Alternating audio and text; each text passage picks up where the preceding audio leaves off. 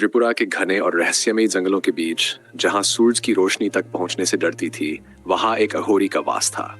इस अघोरी का नाम था काल भैरव। उसका जीवन तप और साधना में बीतता था। कहा जाता था कि काल भैरव ने जीवन के हर सुख दुख को त्याग कर तांत्रिक विद्या और अध्यात्म का मार्ग अपनाया था। ये जंगल केवल अपने सन्नाटे और जंगली जानवरों के लिए ही नहीं, बल्कि अपनी डरावनी कहानियों के लिए भी प्रसिद्ध था।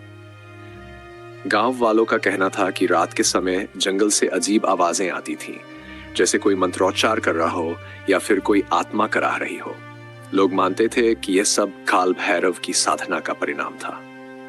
काल भैरव का अतीत। कहते हैं कि काल भैरव पहले एक साधारण मनुष्य था। उसका असली नाम अजय था। वह एक अच्छे परिवार से ताल्लुक रखता था, लेकिन उसकी नियति ने उसे कुछ और ही बना दिया। एक दिन जब अजय गांव के मंदिर में पूजा कर रहा था, तब उसे एक वृद्ध संत मिले। उन्होंने अजय को बताया कि वह साधारण व्यक्ति नहीं है, बल्कि उसे एक विशेष उद्देश्य के लिए चुना गया है।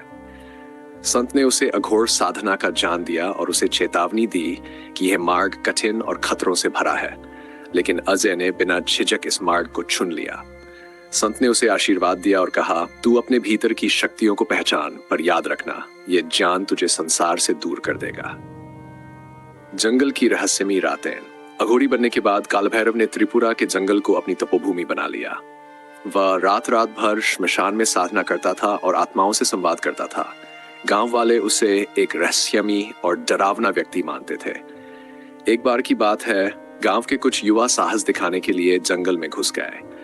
वे देखना चाहते थे कि अघोरी क्या करता है। जैसे ही वे जंगल के भीतर पहुंचे, उन्हें चारों तरफ सन्नाटा और अजीब सी ठंडी हवा महसूस हुई। अचानक उन्होंने देखा कि एक जगह धुएं के बीच एक बड़ा हवन कुंड जल रहा था। उसके पास काल भैरव बैठा था, जो आंखें बंद किए मंत्र पढ़ रहा था। अचानक उसकी आंखें खुलीं और उसने युवाओं को देख लिया। उसकी आंखों में ऐसी चमक थी कि युवा वहीं जम गए। काल भैरव ने कहा, तुम्हारा यहां आना तुम्हारी भूल थी।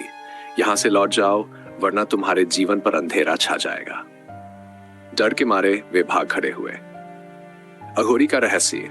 गांव वाले कहते हैं कि काल भैरव केवल आत्माओं से ही बात नहीं करता था, बल्कि उसने कुछ दुर्लभ तांत्रिक शक्तियां भी प्राप्त की थी। वह किसी की किस्मत बदल सकता था, किसी की बीमारी दूर कर सकता था और यहां तक कि मृत आत्माओं को भी शांति दे सकता था।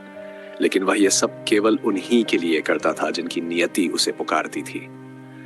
एक दिन गांव में एक बड़ी विपत्ति आई। बाढ़ ने सब कुछ बहा दिया। लोग डर और निराशा में थे।